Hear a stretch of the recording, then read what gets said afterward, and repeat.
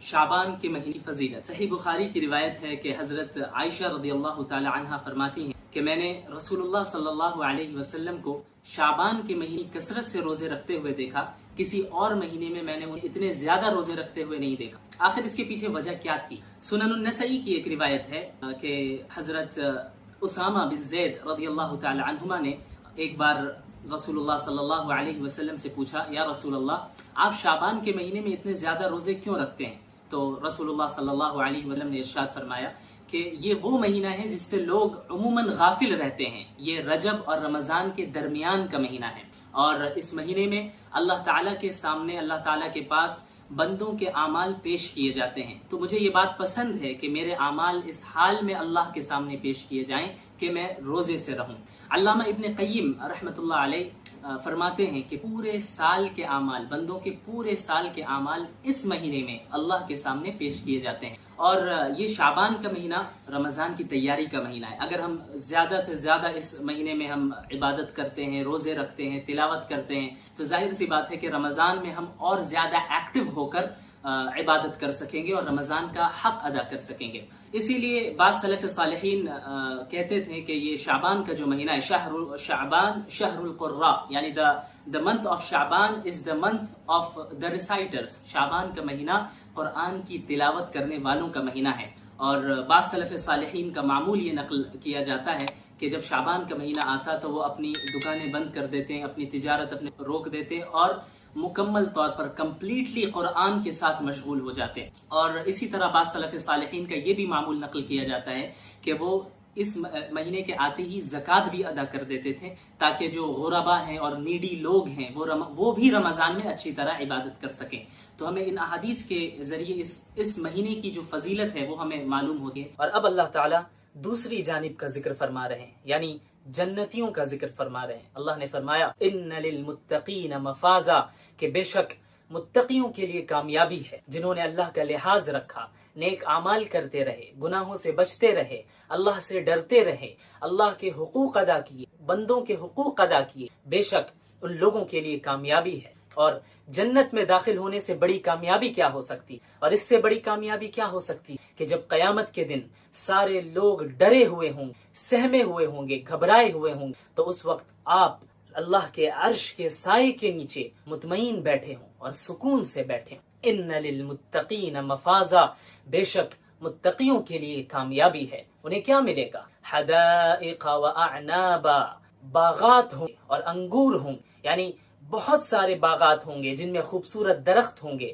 کھانے پینے کی اچھی چیزیں ہوں گی جن میں انگور بھی ہوں گے۔ قرآن کے اولین مخاطب جو ہیں، جو سب سے پہلے قرآن نے جن سے خطاب کیا، وہ مکہ کے لوگ تھے، اور مکہ کے لوگوں کے لیے انگور ایک معروف پھل تھا، اور یہ طائف کے شہر سے مکہ آتا تھا، اور جب یہ پھل آتا تو وہ بہت خوش ہو جاتے اور بڑے مزے سے اسے کھاتے، اور اس کے ذریعے مختلف دیگر کھانے پینے کی چیزیں بناتے۔ تو گویا اللہ تعالیٰ ان سے فرما رہے ہیں کہ یہ جو انگور تم یہاں پہ کھاتے ہو مزے کے ساتھ، قیامت میں، آخرت میں، جنت میں اس سے کئی گنا زیادہ بہتر انگور، حدائق واعنابا، اور جنتیوں کے لیے خوبصورت بیویاں ہوں گی۔ اللہ تعالیٰ نے فرمایا وکواعب اترابا، اور نوجوان ہم عمر عورتیں ہوں گی۔ کواعب ان عورتوں کو کہتے ہیں جو اپنی شکل و شباہت کے اعتبار سے اور اپنی باڈی سٹرکچر کے اعتبار سے نہایت خوبصورت ہو اور بالکل پرفیکٹ ہوں، اور اترابا وہ عورتیں ہیں جو ہم عمر ہوں اور ایک ایج کی ہو، ایک عمر کی ہو۔ وکواعب اترابا، اور کیا جنت میں شراب ہوگی؟ ہاں ہوگی، اور وہ ایسی شراب ہوگی جس سے نشہ بھی نہیں آئے گا، اور جب انسان اس شراب کو پیے گا تو وہ اپنی عقل بھی نہیں کھو بیٹھے گا۔ تو اللہ تعالیٰ نے فرمایا وَكَأْسًا دِهَاقًا، اور لبریز چھلکتے ہوئے پیالے ہوں گے، بھرے ہوئے پیالے ہوں گے۔ لَا يَسْمَعُونَ فِيهَا لَغْوًا وَلَا كِذَّابًا، وہ لوگ وہاں نہ کوئی بےہودہ باتیں سنیں گے، نہ کوئی بیکار بات سنیں گے، نہ کوئی جھوٹی بات سنیں، یعنی وہاں انہیں کوئی برا بھلا کہنے والا نہیں ہوگا، وہاں ان پر کوئی لعنت ملامت کرنے والا نہیں ہوگا، وہاں ان سے کوئی بری بات کہنے والا نہیں ہوگا، وہاں کوئی جھوٹ بولنے والا نہیں ہوگا، یعنی جنت کا ماحول بالکل پاکیزہ ماحول ہو۔ لا يسمعون فيها لغوا ولا كذابا۔ اچھا، تو یہ چیزیں انہیں کون دے گا؟ اتنے انعامات انہیں کون دے گا؟ جزاء من ربک عطاء حسابا، یہ تمہارے رب کی طرف سے ان لوگوں کا بدلہ ہے جو انہوں نے اچھے اعمال کیے، تمہارے رب کی طرف سے ان کا بدلہ ہے، اور بھرپور انعام ہے، بھرپور انعام ہے، یعنی اتنے انعامات ہوں گے کہ ان کے لیے کافی ہو جائیں۔ اب یہاں پر آپ ایک چیز پر غور کریں کہ جب جہنمیوں کا ذکر ہوا تھا اور جہنم کے عذاب کا ذکر ہوا تو اس کے بعد اللہ تعالیٰ نے فرمایا جزاء وفاقا، یعنی موافق بدلہ ملے گا، انہوں نے جیسا عمل کیا ہوگا، جتنے گناہ کیے ہوں گے اس کے بقدر، اس کے مطابق انہیں سزا اور عذاب ملے گا۔ لیکن جب جنتیوں کا ذکر ہوا اور جنت کی نعمتوں کا ذکر ہوا، اس کے انعامات کا ذکر ہوا، تو اللہ تعالیٰ نے یہ نہیں فرمایا کہ جزاء وفاقا، کہ موافق بدلہ ملے گا، کہ جتنے اچھے عمل کیے اسی کے مطابق مل جائے، ایسا نہیں، بلکہ عطاء حسابا، بھرپور انعامات ملیں گے۔ یعنی اللہ تعالیٰ اپنے فضل و کرم سے انہوں نے جتنے عمل کیے ہوں گے، اچھے عمل کیے ہوں گے، اس سے کئی گنا بڑھا چڑھا کر اللہ دیں گے، محض اپنے فضل و کرم سے بڑھا چڑھا کر اللہ انہیں دے گا۔ اور بعض مفسرین نے عطاء حسابا کے تعلق سے یہ فرمایا کہ عطاء حسابا کا مطلب یہ ہے کہ انہیں انعامات ملیں گے حساب کے ساتھ، یعنی ایسا نہیں ہوگا کہ ہر شخص کو اندھا دھند ملے، بے قاعدہ ملے، بلکہ حساب کے ساتھ ملے گا، مراتب کا لحاظ رکھا جائے گا، جو زیادہ نیک ہوگا اور اسے زیادہ ملے گا، جو اس سے کم نیک ہوگا اسے اس پہلے شخص کے مقابلے میں تھوڑا کم ملے گا۔ جزاء من ربک عطاء حسابا، تمہارے رب کی جانب سے یہ انعامات ہیں، یہ بدلہ ہے۔ تو وہ رب کون ہے؟ رب السماوات والارض وما بینہما، کہ وہ آسمانوں اور زمین اور اس کے درمیان جو کچھ بھی ہے ان سب کا رب ہے۔ الرحمن، وہ بہت بڑی رحمت والا ہے۔ لا یملکون منہ خطابا، لا یملکون منہ خطابا، اور اسی کے ساتھ ساتھ وہ ایسی ہیبت والا رب ہے کہ کسی کی مجال نہیں کہ اس رب کے سامنے اپنی زبان کھولے۔ خدا کی ہر نشانی، ہر مخلوق، اس کائنات کی ہر مخلوق اور اس کائنات کا سسٹم جو اتنا کمپلیکس سسٹم ہے، یہ خود اس بات کی دلیل ہے کہ یہ کائنات مخلوق ہے، اور اس کا کسی نہ کسی نے اس کائنات کو بنایا ہے۔ اس ڈیزائن کا کوئی نہ کوئی ڈیزائنر پہلے سے موجود ہے۔ اور میں نے یہ بھی بتایا تھا غالباً کہ سائنس نے آج یہ بھی پروف کیا ہے کہ یہ یونیورس یہ کائنات ایکسپینڈ کر رہی ہے، پھیلتی جا رہی ہے، اور جس رفتار کے ساتھ یہ کائنات پھیل رہی ہے اس رفتار میں 0.1% بھی اگر اضافہ ہو جائے، یعنی وہ رفتار تیز ہو جائے، یا 0.1% بھی وہ رفتار دھیمی ہو جائے، کم ہو جائے، تو یہ کائنات ختم ہو جائے گی، برباد ہو جائے گی۔ اتنے پرفیکشن کے ساتھ اس کائنات کا چلنا اور اتنی ایکوریسی کے ساتھ اس کائنات کا ایکسپینڈ ہونا، یہ اس بات کی دلیل ہے کہ کوئی نہ کوئی اسے زبردست طریقے سے کنٹرول کر رہا ہے۔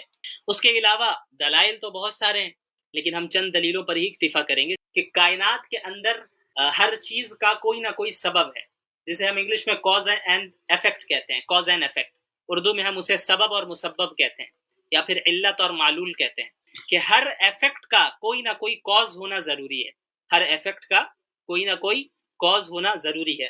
اسی طرح ہمارا جو وجود، ہمارا جو ظاہری سبب ہے وہ کون ہے، ہمارا ظاہری کاز کون ہے، وہ ہمارے والدین ہیں۔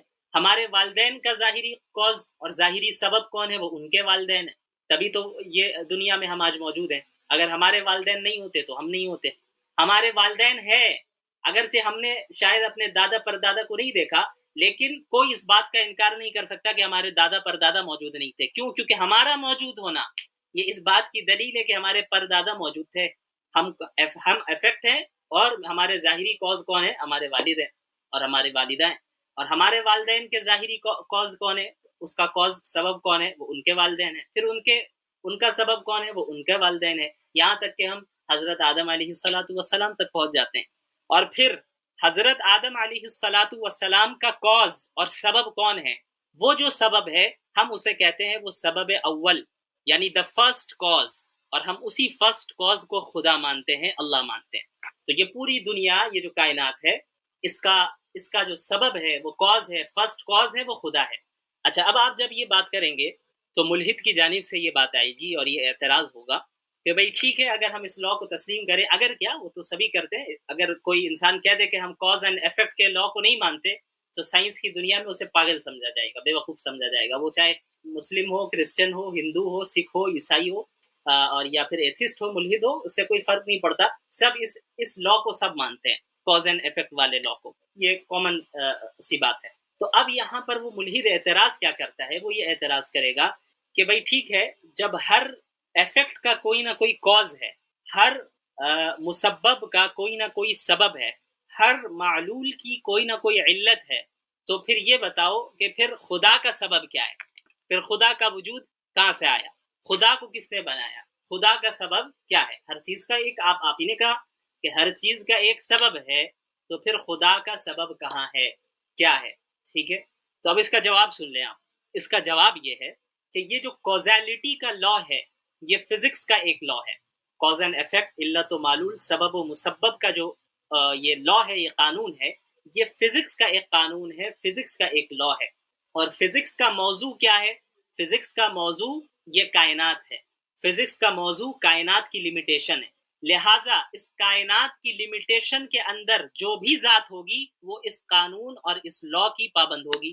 لیکن جب ہم خدا کی بات کرتے ہیں اور اللہ رب العالمین کی بات کرتے ہیں تو ہمارا یہ عقیدہ ہے کہ ہمارا رب تمام لمیٹیشنز اور تمام زمان و مکان سے پاک ہے، تو اللہ رب العالمین کو کائنات کی لمیٹیشن کے اندر قید نہیں کیا جا سکتا، اللہ اس کائنات کی لمیٹیشن کے باہر ہے، لہٰذا اللہ اس کائنات کی لمیٹیشن کا پابند ہوتا اگر، تب تو ہم یہ کہہ سکتے تھے کہ بھئی ہاں خدا کا بھی کوئی نہ کوئی سبب ہونا چاہیے، لیکن چونکہ خدا کائنات کی لمیٹیشنز کا پابند نہیں ہے، وہ ہر زمانے اور ہر جگہ سے پاک ہے، اسے کسی زمانے اور یہ جگہ کی ضرورت نہیں ہے، وہ ان چیزوں سے پاک ہے، وہ کسی بھی لمیٹیشن سے پاک ہے، لہٰذا فزکس کا یہ لا خدا پر منطبق نہیں ہو سکتا، کیونکہ فزکس کا جو یہ لا ہے اس کا موضوع کیا ہے؟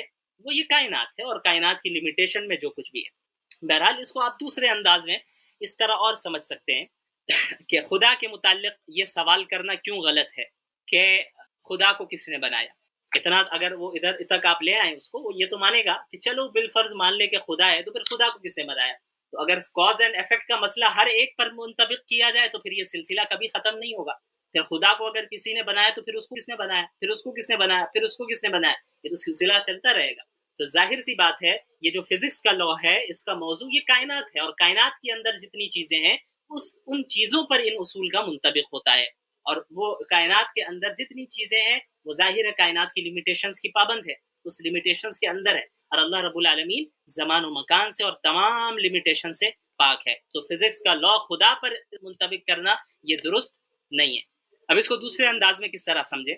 اب آپ اس طرح سمجھیں کہ فزکس کا ہی ایک قانون ہے تھرمو ڈائنامکس کا، تھرمو ڈائنامکس کے مختلف لاز ہیں، اس کا جو دوسرا قانون ہے the second law of thermodynamics, اس کا مفہوم یہ ہے، اس کا خلاصہ یہ ہے، اس میں جو بات بتائی گئی ہے اسے بھی کوئی انکار نہیں کرتا، تھرمو ڈائنامکس کے لاز کو کوئی انکار نہیں کر سکتا، سب تسلیم کرتے ہیں، ہم بھی کرتے ہیں۔ تھرمو ڈائنامکس کے سیکنڈ لا میں یہ بات بتائی گئی ہے کہ یہ جو کائنات ہے اور اس کائنات کے اندر جتنی چیزیں ہیں، جتنے میٹرز ہیں، جتنے مادے ہیں، وہ سب خرابی کی طرف بڑھتے چلے جا رہے ہیں، یعنی ایک وقت ایسا آئے گا جب اس پوری کائنات کے لیے اتنی ہیٹ یا اتنی انرجی موجود نہیں ہوگی کہ یہ کائنات اسی طرح چل سکے، لہٰذا کائنات ایک دن ختم ہو جائے گی، اور اسی کو بگ فریز کہتے ہیں۔ وہ کیا کہتے ہیں؟ بگ فریز، کہ اس وقت کائنات ختم ہو جائے گی، کیونکہ کائنات کو چلنے کے لیے جتنی انرجی چاہیے، جتنی ہیٹ چاہیے، وہ آہستہ آہستہ ختم ہوتی جا رہی ہے،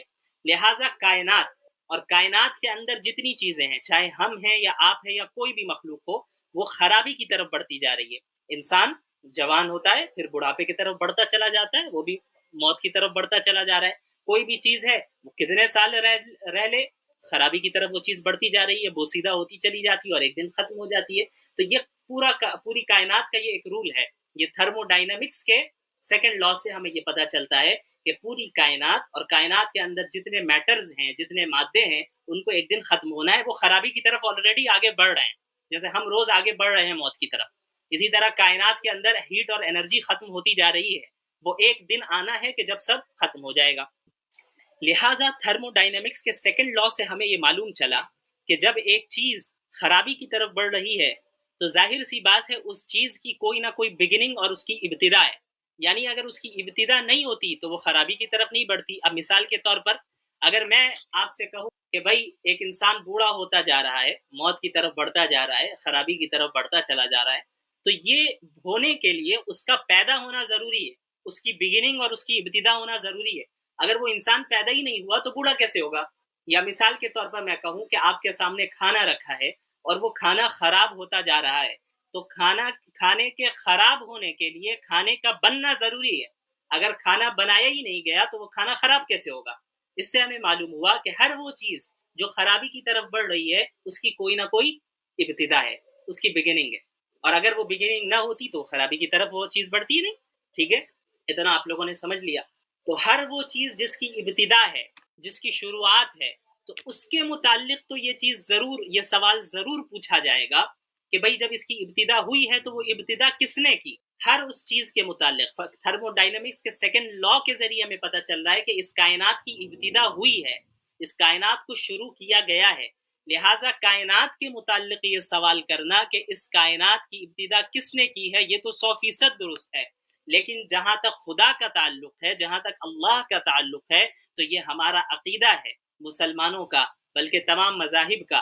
ہندوؤں میں بھی ایشور کا جو تصور ہے اور دیگر مذاہب میں بھی جو سب سے اعلیٰ خدا کا جو تصور ہے، اور ہمارے یہاں ظاہر سی بات ہے ایک اللہ کا جو تصور ہے وہ یہی ہے کہ وہ اللہ ہمیشہ ہمیش سے موجود ہے، اس کی کوئی ابتدا نہیں ہے، اس کی کوئی انتہا نہیں ہے. لہٰذا جس ذات کی ابتدا ہی نہ ہو اس کے متعلق یہ سوال کرنا کہ اسے کس نے شروع کیا، اسے کس نے بنایا، یہ سوال ہی سرے سے غلط ہے. لہٰذا کائنات کے متعلق جو ہم سوال تم سے کرتے ہیں کہ اگر خدا نہیں ہے تو بتاؤ کائنات کو کس نے پیدا کیا، یہ 100% درست ہے، کیونکہ تھرمو ڈائنامکس کے سیکنڈ لا سے ہمیں پتہ چل رہا ہے کہ کائنات خرابی کی طرف جا رہی ہے، اور ہر وہ چیز جو خرابی کی طرف جائے اس کا وجود میں آنا، اس کی ابتدا ہونا ضروری ہے. اور ہر وہ چیز جس کی ابتدا ہوتی ہے، کاز اینڈ ایفیکٹ کا رول یہ بتاتا ہے کہ اس کا کوئی نہ کوئی سبب موجود ہے. اور تمہارا ہم سے یہ سوال کرنا کہ پھر اللہ کا کیا کاز ہے، اللہ کو کس نے بنایا، یہ 100% غلط ہے، کیونکہ ہمارا عقیدہ ہی یہ ہے کہ اللہ رب العالمین اس زمان و مکان کی پابندیوں سے پاک ہے، بالا تر ہے، اور وہ ہمیشہ ہمیش سے ہے، اس کی کوئی ابتدا نہیں، اس کی کوئی انتہا نہیں. لہٰذا جس ذات کی کوئی ابتدا نہیں اس کے متعلق یہ ہرگز سوال نہیں کیا جائے گا کہ اس کا کاز کیا ہے. امید ہے کہ بات سمجھ میں آئی ہوگی. بہرحال تو یہ اتنی باتوں کے باوجود ایسا نہیں ہوگا کہ وہ مومن بنے گا، وہ مختلف چیزیں آپ کو ادھر ادھر لے جائے گا. لیکن ایک عاقل انسان جو منصف ہو، یعنی انصاف پسند ہو اور حق کی تلاش میں ہو، ان کے لیے یہی چند باتیں کافی ہوتی ہیں. لیکن جو ضدی ہو، اسٹبن ہو، اور جو حق کو تلاش کرنا نہ چاہتا ہو بلکہ سامنے والے کو ہرانا چاہتا ہو، چاہے وہ خود حق پر ہو یا باطل پر ہو، تو اس کے لیے کچھ نہیں کیا جا سکتا. ان کے متعلق تو اللہ کا حکم ہے کہ ختم اللہ علی قلوبہم وعلی سمعہم وعلی ابصارہم غشاوہ ولہم عذاب عظیم، کہ اللہ تعالیٰ نے ان کے دلوں پر اور ان کے کانوں پر مہر ثبت کر دی ہے، مہر لگا دی. وعلی ابصارہم غشاوہ، اور ان کی آنکھوں پر پردہ ہے، وہ دیکھ نہیں سکتے، نہ حق سن سکتے، نہ حق قبول کر سکتے. سنیں گے لیکن قبول کرنے کی صلاحیت نہیں، دل میں قبول کرنے کی صلاحیت نہیں ہے. آنکھ سے بظاہر تو دکھ رہا ہے لیکن بصیرت پر پردہ پڑ چکا ہے، وہ حق کو پا نہیں پائیں گے. یہ کیوں ہوگا؟ ان کے برے اعمال کی بنیاد پر. بہرحال یہاں پر ایک اور سوال یہ کرتے ہیں وہ کہ چلو ٹھیک ہے، تو یہ بتاؤ کہ اللہ رب العالمین کائنات کو بنانے سے پہلے کیا کر رہا تھا؟ ظاہر سی بات ہے کہ اتنے سالوں پہلے اللہ نے کائنات کو بنایا، تو اور تم یہ کہہ رہے ہو کہ اللہ ہمیشہ ہمیش سے ہے. تو کائنات کے متعلق سائنس نے بتا دیا غالباً 14 ارب سال پہلے جو ہے بگ بینگ کے ذریعے یہ کائنات وجود میں آ گئی، اگر میں صحیح ہوں تو. بہرحال اللہ تو ہمیشہ سے ہے. اس سے پہلے کیا کر رہا تھا اللہ؟ اس سے پہلے اللہ کر کیا رہا تھا؟ تو اب اسے سمجھیے. یہ جو ہم سوال کرتے ہیں کہ فلاں شخص یا فلاں ذات کیا کر رہا تھا یا کیا کر رہا ہے یا کیا کرے گا، اس کا تعلق پاسٹ، پریزنٹ اور فیوچر سے ہے. اور پاسٹ، پریزنٹ اور فیوچر کا تعلق ٹائم سے ہے. کس سے ہے؟ ٹائم سے، زمانے سے ہے، ٹائم سے. اور سائنس نے یہ پروف کر دیا ہے کہ ٹائم کا وجود بھی بگ بینگ کے بعد ہوا ہے. ٹائم کا وجود بگ بینگ کے بعد ہوا، یعنی بگ بینگ سے پہلے ٹائم کا کوئی تصور نہیں تھا. یعنی ظاہر سی بات ہے ٹائم کا وجود نہیں تھا. آپ کہیں ٹائم کا کوئی وجود نہیں تھا بگ بینگ سے پہلے، بگ بینگ کے بعد ٹائم وجود میں آیا ہے. لہٰذا ٹائم بھی اللہ کی ایک مخلوق ہے، اور اللہ رب العالمین ٹائم سے باہر ہے، ٹائم کے اندر نہیں ہے. لہٰذا ٹائم کے اندر جو یہ مخلوقات ہیں، ہم اور آپ اور دیگر چیزیں ہیں، ان کے متعلق یہ سوال کرنا تو درست ہے کہ فلاں شخص کل کیا کر رہا تھا، آج کیا کر رہا ہے اور کل کیا کرے گا،